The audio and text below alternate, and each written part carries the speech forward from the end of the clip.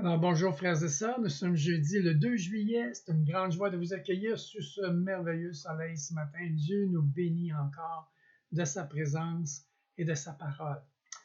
Alors, ce matin, nous allons continuer notre étude qui nous avons entrepris de l'Épître aux Hébreux. On va faire une espèce de survol quand même intéressant de des réalités importantes de cette lettre qui a été adressée à une église chrétienne composée principalement de Juifs.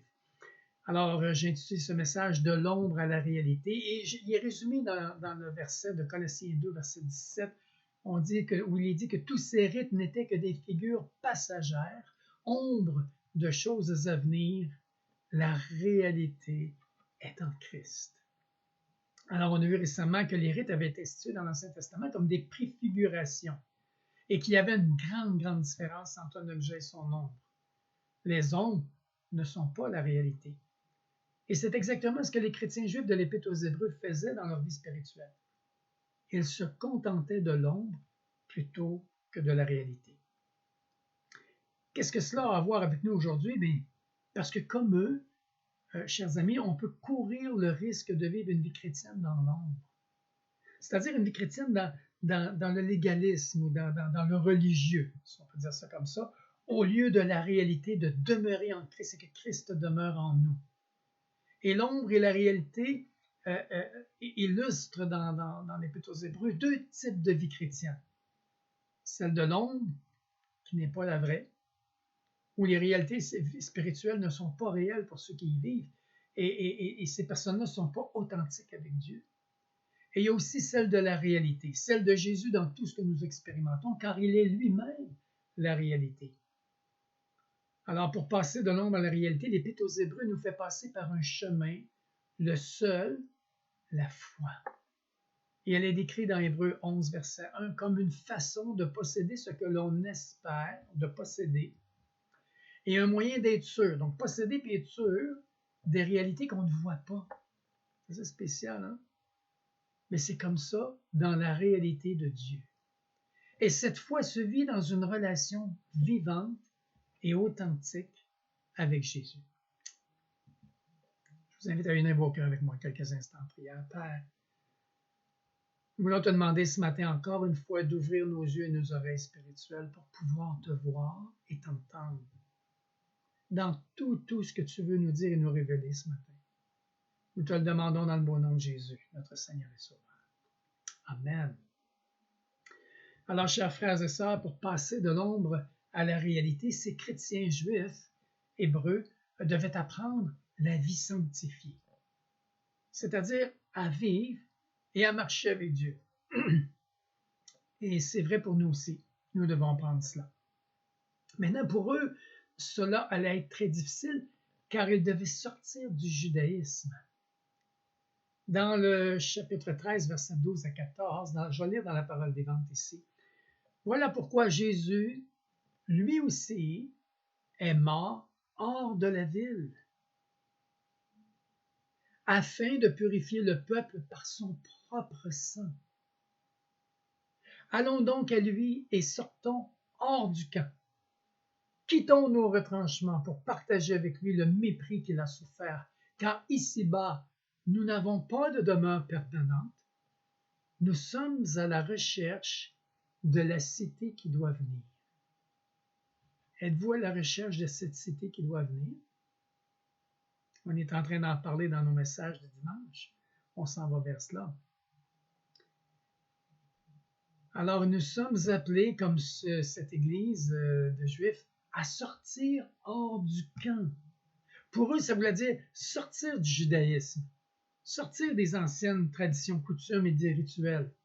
Pour nous, c'est sortir de notre ancienne religion, sortir de nos anciennes croyances, de toutes nos fausses conceptions de la vie, nos fausses lunettes. Éphésiens 4, versets 21 à 23 nous dit « C'est en lui que vous avez été instruits à vous dépouiller, à se dévêtir par rapport à votre vie passée, à enlever ce vieux vêtement-là qu'on appelle le vêtement du vieil homme, nos vieilles connaissances, nos vieilles croyances, nos vieilles traditions. Alors du vieil homme qui se corrompt par les convoitises trompeuse. Et je peux vous dire que même la religion peut être une sorte de convoitise, une sorte de fierté qui fait qu'on est les bons, puis les autres, on n'est pas bons. On est loin de la pensée de Dieu en cela. Maintenant, je vous invite ici à ne pas oublier que ces frères-là, hébreux, ont été exposés à des persécutions radicales par leur famille et leur communauté juive pour avoir cru et reconnu Jésus-Christ comme sauveur et Messie. Celui-là même que la nation juive avait crucifié pas longtemps auparavant, on est au début de l'Église ici. Pensons au témoignage de Jackie Fearman quand elle nous a raconté sa conversion et que elle avait même sa famille ont fait une pierre tombale pour elle, disant qu'elle n'existait plus pour eux. Elle a été rejetée de sa famille, de sa communauté. Soyez sûrs que ces frères-là ont dû malheureusement goûter à tout cela avec leur conversion. Mais renoncer au judaïsme pour eux pardon, était probablement quelque chose de pire en soi. Cependant, ils ont été appelés, tout comme Jésus, à sortir de la ville. C'est dit, Jésus aussi est mort hors de la ville afin de purifier le peuple par son propre sang. Il fallait sortir de là pour être capable d'être purifié par son propre sang.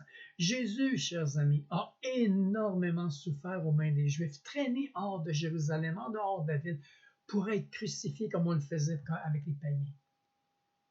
Alors il en était de même pour eux. En sortant du camp de la communauté, ils encouraient la même opprobre. Pour nous aussi, frères et sœurs, il est coûteux de passer de l'ombre à la réalité. Parce que sortir hors du camp, c'est sortir du monde. Mais c'est aussi sortir le monde de nous. Sortir du monde, ça c'est notre part, mais sortir le monde de nous, ça c'est le travail de Dieu de nous émonder. Émonder veut dire enlever le monde. Vous vous souvenez, le vigneron avec la vigne, il coupe les branches, il coupe des feuilles pour permettre au soleil d'atteindre le raisin. Ça veut dire devenir impopulaire quand on marche et on vit à contre-courant. Alors nous aussi, chers frères et sœurs, nous portons l'opprobre de Christ. Dans Tite 2, versets 11 et 12, il nous est dit « Car la grâce de Dieu, source de salut pour tous les hommes, nous enseigne à renoncer à l'impiété et aux convoitises mondaines, et à vivre dans le siècle présent, dans notre siècle encore aujourd'hui, dans notre monde actuel, selon la sagesse, la justice et la piété. » Et on s'entend que ça, c'est notre marche avec Dieu. C'est la sagesse de Dieu, la justice de Dieu et la piété selon Dieu. Nous allons voir dans notre étude d'Hébreux que pour passer de l'ombre à la réalité, ces croyants ont dû abandonner 4 choses. Et il en va de même pour nous. On devra abandonner 4 choses pour entrer dans son repos.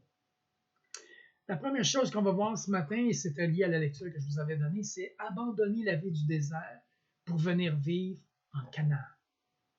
Alors, c'était relié au chapitre 3, verset 6, jusqu'au chapitre 4, verset 11. On ne lira pas les textes ce matin, vous les avez lus et médités. Si vous ne l'avez pas fait, je vous invite à le faire. On a vraiment à approfondir cet épître-là. Il y a tellement des trésors dans cela. On voit par ces textes que ces croyants avaient bien démarré leur vie chrétienne en soi, mais sans toutefois progresser. Et l'auteur compare leur situation à celle de leur père. Ils avaient été libérés de l'esclavage de l'Égypte, mais ne sont pas entrés dans le pays promis dans Canaan. Leur incrédulité, chers frères et sœurs, les a amenés à tourner en rond pendant 40 ans dans le désert, et toute la génération de ceux qui avaient plus que 20 ans, ils sont morts. Ça a été leur cimetière. Pourquoi? Parce qu'ils se sont arrêtés juste avant d'obtenir les bonnes choses que Dieu avait en réserve pour eux. Ils étaient sur le bord d'entrer en Canaan,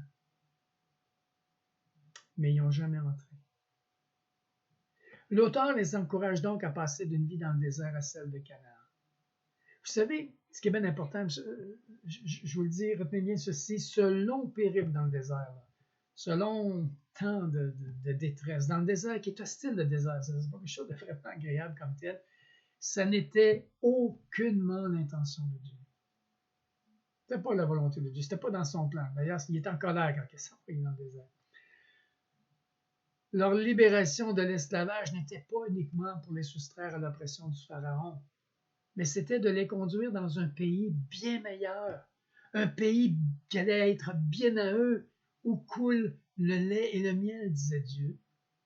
Lévitique 20, versets 23 et 24 nous dit, vous ne suivrez point les usages des nations que Dieu va chasser devant vous, car elles ont fait toutes ces choses et il avait énuméré toutes leurs abominations. Et encore aujourd'hui, ces abominations-là sont très présentes dans notre société. Et je les ai en abomination, Dieu dit. Il dit, je vous ai dit, c'est vous qui posséderez leur pays, c'est vous. Il est à eux en ce moment, mais je vais les déposséder, c'est vous. Vous allez avoir leur maison, leur champ, vous allez tout avoir ce qu'ils avaient. Vous allez leur reposer dans leurs œuvres. Je vous en donnerai la possession. C'est un pays où coule le lait et le miel. Je suis l'Éternel, votre Dieu, qui vous est séparé des peuples. Wow! Nous sommes des séparés des peuples. Le mot ecclésia veut dire sorti de. Ecclésia, c'est le mot église. Et le mot très saint, le mot saint veut dire être à part. Ça ne veut pas dire être parfait, être surdoué, surbon. Ça veut dire être mis à part pour Dieu. Dieu, il dit, je vous ai séparés des peuples. Chers frères et sœurs, vous et moi, nous sommes séparés des peuples, car nous sommes un nouveau peuple, le peuple de Dieu. Cependant, pour s'y rendre, ils ont dû traverser le désert du Sinaï. Maintenant, venez avec moi dans le contexte. C'est quand même excitant ce qu'ils vivaient là. Ils étaient enfin libres. Ils étaient pleins de confiance en Dieu qui les avait miraculeusement fait quitter l'Égypte. Ils sont sur la rive de la mer Rouge. Ils ont vu la mer s'ouvrir. Ils ont traversé les pharaons et son armée qui ont été noyés dans la mer Rouge. Ils étaient pleins de joie. C'est dit que sur les rives, ils ont chanté, ils ont dansé en son honneur. Et ils savaient qu'ils se dirigeaient vers ce pays où coulait le lait et le miel. Le wow! Et ils avaient hâte de voir la beauté de ce pays-là et de le goûter. Cependant, leur foi, qui est toute fraîche, toute excitée de cette expérience de libération par la main puissante de Dieu, a été durement, frères et sœurs, testée durant la traversée du désert. En fait, elle n'a pas tenu la route. Et ça peut nous arriver. Et on a vu des personnes à qui c'est arrivé que ils ont été là juste pour un peu de temps. Et ça nous ramène aux 4 terres. Il y a 3 terres qui n'ont pas porté de fruits. Il y a juste une bonne terre. Pourquoi elle n'a pas tenu la route cette fois-là? Parce qu'à chaque fois que les conditions devenaient difficiles, ils critiquaient, doutaient et murmuraient contre Dieu et contre son oint, Moïse, le chef que Dieu leur avait donné. C'est un peu ce qui se passe dans l'Église des fois. On se met à murmurer contre les autorités, contre Dieu, contre les autorités de l'Église. Et pourtant, tout cela est dans le plan de Dieu. À maintes reprises même, ça nous est dit qu'ils étaient prêts à retourner en Égypte. Alors, vous pouvez comprendre comme moi que la colère de Dieu s'est enflammée contre eux. Au chapitre 3, versets 10 et 11, il nous est dit « Aussi je fus irrité, c'est Dieu qui parle, contre cette génération, et je dis, ils ont toujours un cœur qui s'égare. Ils n'ont pas connu mes voies. Je jurai donc dans ma colère, ils n'entreront pas dans mon repos. » Chers frères et sœurs, le comble de leur incrédulité s'est exprimé en rébellion et s'est produite quand ils étaient à la frontière du pays promis. En fait, ils étaient impressionnés par les descriptions des villes fortifiées, des géants qui habitaient le pays, et ils ont douté de Dieu une fois de plus et ont refusé de conquérir le pays. Nombre 13, verset 32-33 nous dit « Et ils décrièrent devant les enfants d'Israël le pays qu'ils avaient exploré. Ils dirent, le pays que nous avons parcouru pour l'explorer est un pays qui dévore ses habitants. Tous ceux que nous y avons vus sont des hommes de haute taille et nous y avons vu les géants enfants d'Anak, de la race des géants. Nous étions à nos yeux et à leurs yeux, écoutez bien, comme des sauterelles. On était des rien du tout. on était d'une totale impuissance, des sauterelles. Et verset 14, verset 1 à 4, toute l'assemblée éleva la voix et poussa des cris, et le peuple pleura toute la nuit. Et c'est dit que tous les enfants d'Israël, tous murmurèrent contre Moïse et Aaron. Et toute l'assemblée, encore toute la gang leur dit, que ne sommes-nous morts dans le pays d'Égypte? On aurait préféré ça. Ou que ne sommes-nous morts dans ce désert? Pourquoi l'Éternel nous a-t-il fait aller dans ce pays où nous tomberons par l'épée, où nos femmes et nos enfants deviendront une proie?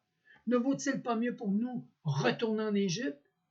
Et il se dit, retenez bien ceci là, alors, nommons-nous un chef. On n'avait pas de chef de Dieu. Nommons-nous un chef et retournons en Égypte. Quand on parle de rébellion, c'était solide. Un rejet complet de Dieu et de la volonté de Dieu pour eux. Ils ont eu un mouvement de panique, mais ils ont complètement oublié la présence de Dieu qui était là, au milieu d'eux depuis l'Égypte, et ce qu'il avait accompli pour eux depuis des semaines et des mois. Là, c'était non merci. On préfère l'Égypte et on va y retourner par nos propres moyens. On va se nommer nous-mêmes notre chef et on n'a plus besoin de toi. Merci, bonjour. C'est alors que Dieu sera prononcé sa sentence, jurant que personne de cette génération-là n'entrerait dans ce pays promis. De là les 40 ans d'errance dans le désert qui est devenu leur cimetière. Seuls 2 hommes de cette immense foule sortie d'Égypte, on parle de ceux de 20 ans et plus, là, et ils sont sortis d'Égypte, il ne faut pas oublier qu'il y était à peu près 3 millions de personnes. Seuls 2 hommes vont entrer en Canaan, Josué et Caleb. Les 2 seuls parmi les 12 espions qui avaient donné un rapport positif, puis ont dit, écoutez, entrons dans le pays, conquérons, Dieu est avec nous. Dieu les a déjà livrés devant nous. Et vous savez ce qui s'est passé? C'est leurs enfants à eux qui ont conquéri Canaan, la terre promise. Vous savez, ces événements sont pour nous des images et des préfigurations. Nous sommes tous nés dans une société gouvernée par un pharaon, une sorte de pharaon qui s'appelle Satan. Jean 14,30 l'appelle le prince de ce monde. C'est celui qui règne sur ce monde-là. Dans 1 Jean, chapitre 5, verset 19, que le monde entier est sous la puissance du malin, sous la puissance de ce pharaon-là, de ce dictateur-là. Dieu a décidé, lui, d'avoir un peuple à lui, sauvé par la rédemption de son Fils. Et frères et sœurs, nous faisons partie de ce peuple. Nous formons son peuple. La manière dont le peuple d'Israël a été racheté est une image de notre rédemption à nous. Cela s'est réalisé par le sang et par la puissance de Dieu. Vous savez, le sang d'un agneau sur les montants des portes de leur maison les a sauvés du jugement divin de l'Égypte. Mais ils ont aussi été sauvés de l'Égypte. Le miracle de la mer Rouge les a sauvés de la puissance du Pharaon. Le Pharaon n'avait plus de pouvoir sur eux, c'était fini. Ça préfigurait ce que nous allions vivre dans la présence et dans le demeurer en Christ. Le Seigneur Jésus a accompli une plus grande délivrance pour nous par son sang qui lave nos cœurs coupables lorsqu'avec foi nous nous repentons. Ainsi, il nous sauve du jugement divin qui attend le monde. Et par sa toute-puissance, il nous a délivrés de notre ancienne façon de vivre. Alors pourquoi Dieu nous a-t-il fait sortir de l'Égypte, sortir du monde? Pour nous amener à la plénitude du Seigneur Jésus, afin que les aspirations de nos cœurs soient satisfaites. Comment? Dans notre communion avec lui. Et en ayant la victoire sur leur péché et sur Satan. Dans notre lecture de ce matin, nous sommes invités à entrer en Canaan maintenant. Et c'est dit 5 fois ça dans les textes. Canaan représente donc cette vie de satisfaction et de liberté en Jésus-Christ. Cependant, nous nous arrêtons parfois en chemin avant d'avoir atteint le but. J'aimerais vous poser la question ce matin, êtes-vous quelque part en route Ou peut-être habitez-vous le désert hostile et déplaisant? Vous savez, les Israélites se sont dit à certains moments, nous étions plus heureux en Égypte qu'ici. Parfois, on peut se dire ça dans notre tête, dans nos pensées. Je l'ai même entendu de certains frères, certaines sœurs à certains moments où est-ce que c'était difficile. Ils en étaient arrivés à se dire qu'ils étaient plus heureux avant de se convertir que dans le terrible désert dans lequel ils s'étaient retrouvés comme chrétiens, parce qu'ils n'étaient pas entrés en Canaan. Frères et sœurs, attention. Attention. Il est possible de s'accommoder et même de s'habituer au désert. Peut-être même que certains n'ont jamais connu autre chose. Sachez ceci ce matin. En aucune façon, le but de Dieu aurait été que nous vivions dans le désert. Autrement dit, que nous ployions sans cesse sous la culpabilité du péché, sans satisfaction, ni chant de joie dans nos cœurs. Frères et sœurs, il nous a fait sortir pour nous faire entrer. Rien d'autre ne satisfera son cœur ni le nôtre. Quelle que soit votre expérience actuelle, rappelez-vous que quelque part, ce pays promis, rappelez-vous qu'il y a quelque part, c'est-à-dire ce pays promis que la grâce de Dieu vous a réservé en Christ. Je vous rappelle les paroles du début, chapitre 3, juste des versets 5 à 8. Pour Moïse, il a été fidèle dans toute la maison de Dieu comme serviteur pour rendre témoignage de ce qui devait être annoncé. Et c'est ce que nous avons reçu. Mais Christ l'est comme fils sur sa maison. Et sa maison, c'est nous, c'est vous et moi. Maintenant, regardez bien ceci.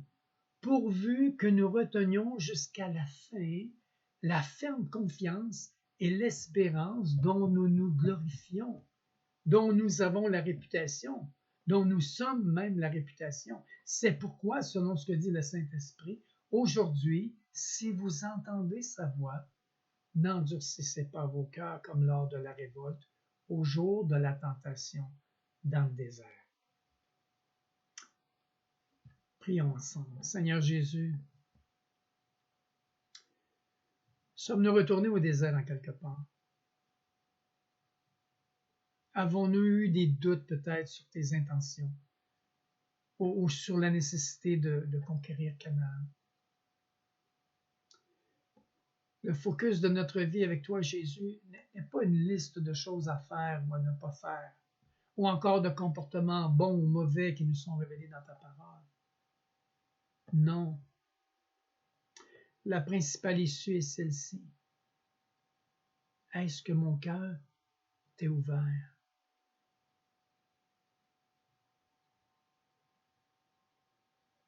Suis-je à l'écoute de ta voix? Suis-je affamé de savoir ce que tu veux faire en moi, avec moi et par moi?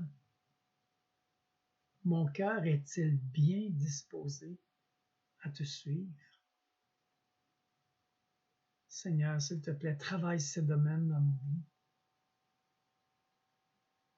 Rafraîchis-nous, renouvelle-nous, afin d'entrer dans ton repos, en notre Canaan spirituel.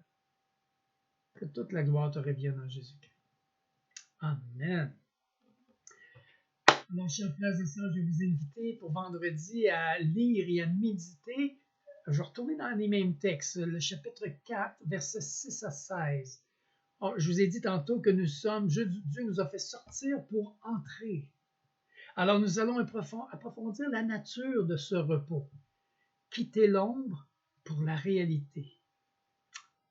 On se dit donc à mardi prochain et profitez de ce merveilleux soleil, de cette merveilleuse température que Dieu nous accorde, de votre famille, de ce temps de grâce pour la gloire de Dieu. Amen.